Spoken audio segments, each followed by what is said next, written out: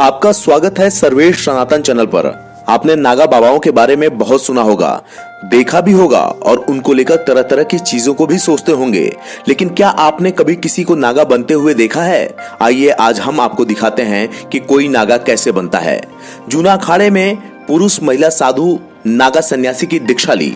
इनमें 900 पुरुष और 100 महिला नागा सन्यासी बनने के लिए अखाड़े में सुबह प्रक्रिया को पूरी किया। मुंडन संस्कार के बाद संगम स्नान, पिंडदान और रात्रि में रीति रिवाज के साथ हवन पूजन किया गया।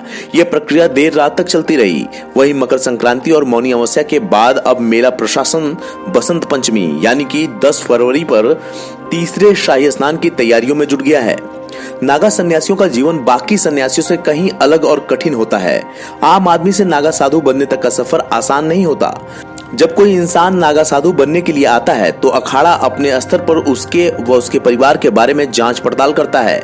अगर अखाड़े को ये लगता है कि वह साधु बनने के लिए सही व्यक्ति है तो ही उसे अखाड़े में प्रवेश की अनुमति मिलती है। अखाड़े में आने के बाद आदमी के ब्रह्मचर्य की परीक्षा ली जाती है। इसमें 6 महीने से लेकर 12 साल तक लग सकते हैं। अगर अखाड़ा और उस व्यक्ति का गुरु यह सुनिश्चित कर ले कि वह दीक्षा लायक हो चुका है तभी उसे अगली प्रक्रिया में ले जाया जाता है। अगर व्यक्ति ब्रह्मचर्य का पालन करने की परीक्षा में सफलतापूर्वक गुजर जाता है तो उसे ब्रह्मचारी से महापुरुष बनाया जाता है। उसके 5 गुरु बनाए जाते हैं। ये 5 गुरु पंचदेव या पंच परमेश्वर शिव, विष्णु, शक्ति, सूर्य और गणेश होते हैं। महापुरुष के बाद नागाओं को अवधूत बनाया जाता है। इसमें सबसे पहले अपने बाल कटवाने होते हैं। अवधूत रूप में साधक स्वयं को अपने परिवार और समाज के लिए मृत मानकर अपने हाथों से अपना साध्य कर्म करता है।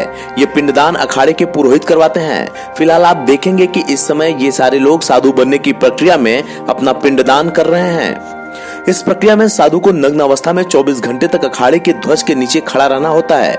इसके बाद वरिष्ठ नागा साधु लिंग की एक विशेष नस को खींचकर उसे नपुंसक कर देते हैं। इस प्रक्रिया के बाद वह नागा दिगंबर साधु बन जाता है।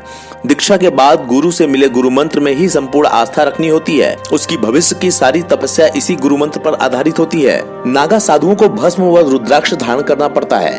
भस्म और रुद्राक्ष ही एक तरह से इनके वस्त्र होते हैं। रोजाना सुबह स्नान के बाद नागा साधु सबसे पहले अपने शरीर पर भस्म रमाते हैं। नागा साधुओं को वस्त्र धारण करने की अनुमति नहीं होती। अगर वस्त्र धारण करने हो तो सिर्फ गेरुए रंग के वस्त्र ही नागा साधु पहन सकते हैं, वह भी सिर्फ एक वस्त्र। इससे अधिक गेरुआ वस्त्र नागा साधु धारण नहीं कर सकते। नागा साधु दिन में केवल एक ही समय भोजन करते हैं, वो भी भिक्षा मांगकर। एक नागा साधु को अधिक से अधिक 7 घरों से भिक्षा लेने का अधिकार है।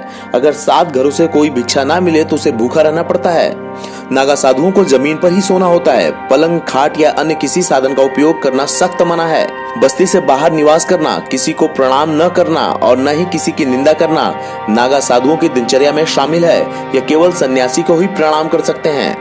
एक बार नागा साधु बनने के बाद उनके पद और अधिकार बढ़ जाते हैं। नागा साधु के बाद महंत, श्री महंत, तमतिया महंत, थानापति महंत, पीर महंत, दिगंबर श्री, महामंडलेश्वर और आचार्य महामंडलेश्वर जैसे पदों तक जा सकते हैं।